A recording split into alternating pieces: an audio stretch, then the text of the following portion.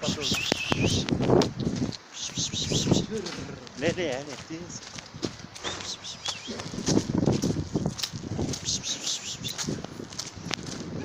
Sakın baskı yapayım. Tamam. Kapatacak mı?